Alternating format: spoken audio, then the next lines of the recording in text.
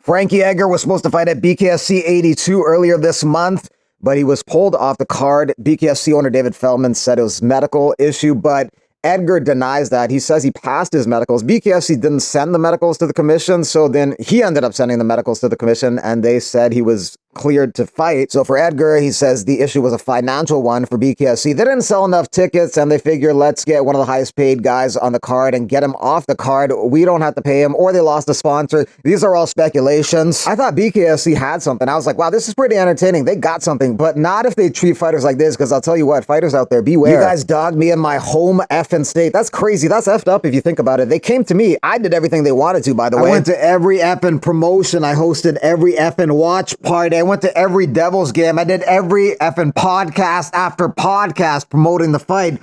So I've been doing everything for them. So that's effed. Jimmy Rivera's experience at BKFC 82 was a much more pleasant one. He ended up taking on Timmy Mason. Timmy Mason replaced Frankie Edgar, got knocked out by Jimmy Rivera, and then Jimmy Rivera retired in front of his home state fans. On the final episode of this season of the Contender Series, there was some crazy finishes. Besides the knee in the main event, you also had a spinning elbow and a Suloev stretch. So some pretty crazy finishes. A great way to end the season, and 5 contract winners. They are Schulte Oliveira, Rahiki Diaz, and Rodriguez Jr. All in all, 46 contracts were awarded on this season of the Contender Series. So 46 new UFC fighters on the roster. Some cuts on the way in the upcoming weeks. What is the status of Contender Series moving forward? Do you have a TV deal in negotiations? Do you think it could go to Paramount? Where do you think Contender Series will end up? Yeah, it'll end up with Paramount. Okay. Is that far along? You're just like crossing the T? Just if you know, you ask me and I honestly answer you, I'd say it ends up at Paramount. A random question, actually. Thinking of Paramount and the deal with TKO Boxing or Zuffa Boxing, is that the biggest deal done for a promotion that hasn't put on an event yet? But definitely. I mean, it's definitely got to be.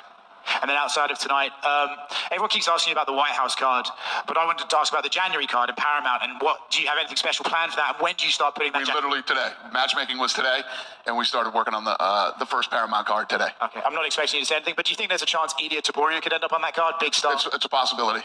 Just recently, the UFC suspended Conor McGregor for the anti-doping policies that he for the restriction on that. Is he still going to be considered for the White House card, since that'll be up in March? I don't know. We're not even looking at the White House card till February. We have literally not talked about one fight on the White House card yet. We won't even start till February. Okay. And then whether he's available or not, talk to Nowitzki about that. UFC 323 is looking like a really good card for December to round out the year. Is this the perfect way to conclude the partnership with ESPN? I mean, yeah, we're always going to try to put on the best cards that we can, but yeah, we've had a great relationship with ESPN, and you know, we were talking earlier, like everybody's already starting to feel it. Like there's a lot of relationships between the ESPN team that comes to all the fights and works, and the UFC team, and everybody's starting to feel it, you know, coming to the end here. So. They've been great to us, and, you know, they've been great for the sport. And, yeah, we want to put on a badass last card for them. I guess Henry says it's his retirement fight again, and he's and Payne Talbot, obviously this hot prospect, struggled with grappling in his only loss. I guess what was the thought process on this matchup, if there was any? Fun fight. Yeah, I think it's a fun fight. You know, when you have a young up-and-coming guy like Talbot, you want to put him in against guys, you know, a hardcore vet like him. So, yeah, love that fight. Ian Gary wants to finish against Bilal Muhammad because he thinks his performance is going to be compared to the welterweight contest the week prior, Sean Brady versus Michael Morales. So he wants to make sure he shines the brightest in that 7-day period where 3 big welterweight matchups are happening, including the title fight between JDM and Makhachev. Getting a finish against Bilal won't be easy. He's going to be hard to knock out. He's going to be hard to tap out. Could he outpoint him? Yes, that's a possibility, but he's also going to have to fend off several takedown attempts in every single round and get back up to his feet if he does get taken down. I'm going to finish Bilal Muhammad. That's my goal. That is my single one focus of this fight, is I want to go out there and leave it unquestionable that I'm the single greatest welterweight walk on the planet, because they're going to be able to compare us over the last 7 days, right? From November 22nd to November 15th. They're going to be able to compare us all. I want everyone to say that I look the best. And whoever wins that belt, Jack or Islam, I don't mind. I really don't have any preference. I'm going to fight both of them eventually, I believe, because I believe both of them are going to be up and around the top of the division for a long time. I am going to fight them wherever, whenever. and I will punch a hole in their head, because there is nobody in this planet stopping me from getting that belt strap down my waist. We are this close, Eric, to succeeding in that takeover part 2. I told the entire UFC fan base on the mic, I'm the future, I am inevitable, and I'm this close to prove.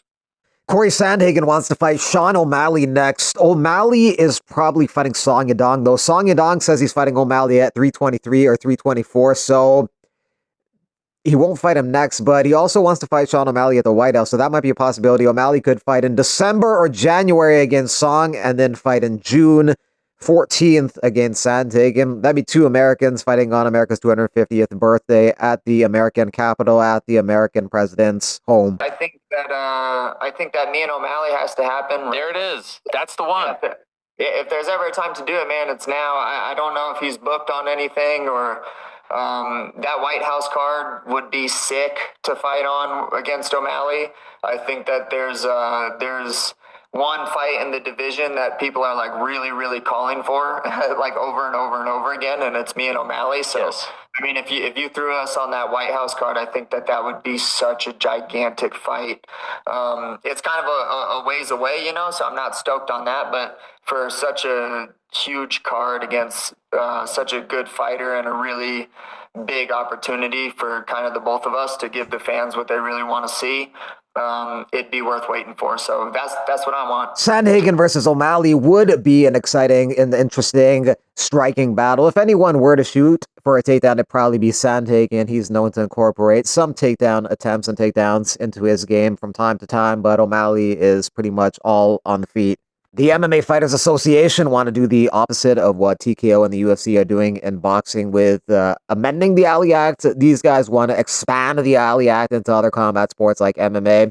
They're proud of the work they've done with the UFC lawsuit and the settlement there, and there's more lawsuits coming. Johnson versus UFC, Phil Davis versus UFC, and Misha Cirkunov versus UFC. Cirkunov's lawsuit alleges that UFC were suppressing competition through long-term exclusive contracts, champions clause, prohibitions on fighters working for rival promotions, arbitrary resetting of terms if a fighter declines a bout. Cirkunov had an issue with Dana White in 2017 when he was a rising prospect in the light heavyweight division. Dana said he was done with him after he flaked out on a new contract. That was what Dana White said, but they met, and a couple weeks later, he says that he's now back in the UFC, so they worked it out, but I'm sure that situation left Cirkunov bitter and disillusioned and eventually led to this lawsuit.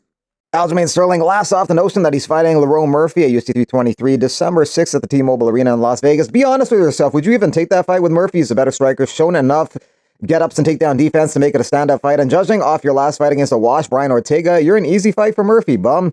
Yeah, you're right. I'm now retiring. Thanks for watching. Like, comment, subscribe, and share. If you want to donate, you can via Super Thanks donations. There's a link in the main page as well.